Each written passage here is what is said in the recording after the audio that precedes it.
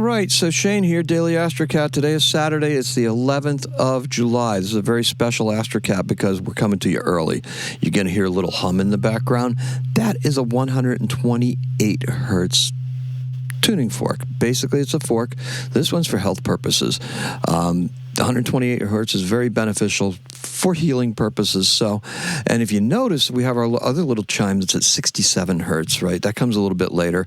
That one there actually promotes meditation and clearing, and it's related to theta waves that would occur in the brain when you're sleeping. So today we're about astrology and sound. We're about that 128, because 128 adds up to 11, with today being the 11th. And that's a good reminder, okay? Now, we are entering a peak transformational period that's going to last for quite a while, like from now until the sun is conjunct Sirius and Leo, right? Because we have the Lion's Gate coming up that's typically between the 28th, July 28th and the August 12th. But we also have the Sirius Gate that just opened on the 6th, right, when the sun is conjunct Sirius. And some folks consider that to be the beginning of the Lion's Gate. So we have this energy here, this portal-like energy that we're going to jump on and get in front of, right? And I'd like to invite you to find your celestial path, okay? That 808, that Lion's Gate, that's a very, very profound period. And I've noticed that for the last couple of years that it happens to be really, really good. So now, creative energies are calling us from beyond this solar system, but it still requires your personal actions to make these things manifest. Now, you can use that 128 hertz sound to help gain further insight and to assist in your healing and recovery. It works along with Reiki or a standalone therapeutic option. Focus on taking steps in these directions. The energy is much more active than it was this time last year, and it is much more decisive, as you will soon see. Now, today's keyword is 11. It's that 11, right? And our color is sulfur.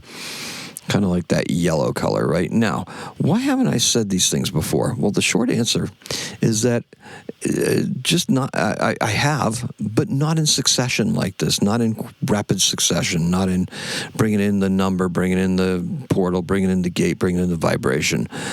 Look, the sun in Cancer with Mercury retrograde in Cancer is telling me that many of you are ready to hear this, okay? So now, this is a melding of, many New Age modalities. And Pluto in Aquarius is testing these theories right now. That's why we're going back to this, because that mini creative trine, that's where Pluto is. And Pluto is sitting in Aquarius, right? That sign of the New Age, right? So, with that being said, look, without is within. And that is why Jupiter rules both Sagittarius, which is without, that going out there, that exploration, and Pisces, which is within, okay, according to the old ways. Now, we've already passed the Sirius Sun Gateway, which occurred on the 6th. So, now that gate will remain open and become the Lion's Gate well into August, right? August 12th, somewhere around there. August 8th by the reckoning, but August 12th by where we're at, right? That 7-6 gateway. That's when Sirius begins to rise in the sky. Pretty soon you'll be able to see it. It's too close to the sun right now, too close to the sunrise, right? But, as it starts moving, it becomes more apparent, right? So now, what do we have? Well, now we're going to have, energetically, we have this beginning, right? So now we got to set aside some time to quietly reach out to your guides and ancestors, because we're going to want to do this. We're going to want to do this the right way. We're going to have to really go into ourselves and figure out what it is. And just remember that enlightenment starts within you.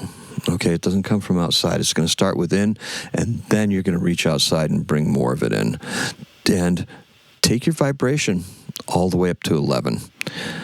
Now, the moon is a great place to help us tap into the various energies of Uranus, Neptune, and the Pluto, because they're all connected. They're connected with a mini grand trine. We're going to have more on this probably in another day or so when I do the video on I'm going to do a bigger video on the Cancer new moon. So when I do that, I'll include some of this gateway information in there too, because it'll be apparent. It'll be in the chart. You'll see it. So last year, Saturn kept it grounded because Saturn was conjunct with Neptune, so it was in the midst of all this stuff. Now that trine is broken away from Saturn, so we don't have the limitations that we had last year, and that's why it seems more wide open this year. That's why we're coming into more, and we're manifesting more. We're able to do more. So we're really looking for that state of abundance that we have that we're going into. And that's the other danger of doing this during the daytime, because then you get the work computer and the work phone going off, right? Don't worry, have an appointment at 6 o'clock. Gonna make it. All right, so look, now Saturn, with Saturn being absent, right, the power is in air and fire. Before, it was in water and earth, right? Earth and water. But now we have it, and Uranus was in earth too. But now Uranus is in Gemini, and we have Saturn out of the equation. We have Neptune in Aries, and we have Aquarius also, the Pluto in Aquarius. So, the wild ideas that a retrograde Uranus can pull out of a diverse and talented Gemini are fed by the wildly inventive and revolutionary viewpoints of Pluto in Aquarius. Chance is no longer coming. It is here. Now, the question is, are you ready for it? Tonight's void of course moon is really not going to stop us. Remember, we have Mercury retrograde, right? Gemini is the sign that Mercury rules. Mercury happens to be in Cancer, so we're going way back, right? We're doing this. The moon is kind of happy with not really initiating very much, because what we're initiating is very creative and it's very basic. So we're not going to have those same strictures on us, even though Mercury retrograde is fouling up communications like crazy, just like that. So look, in 2011, what I want you to do is I want you to keep on searching for that 128 hertz signal, and see if you too can make it to 11. Now, in 2011, there's another 11 for you, right? Neptune completes its first orbit since its discovery on September 23rd of 1846. And our birth is a former U.S. president. It is John Quincy Adams. He was born in 1867. Now, why John Quincy Adams? Well, because we quoted him on the July 4th one, where he was talking about his father and Thomas Jefferson dying on the same day.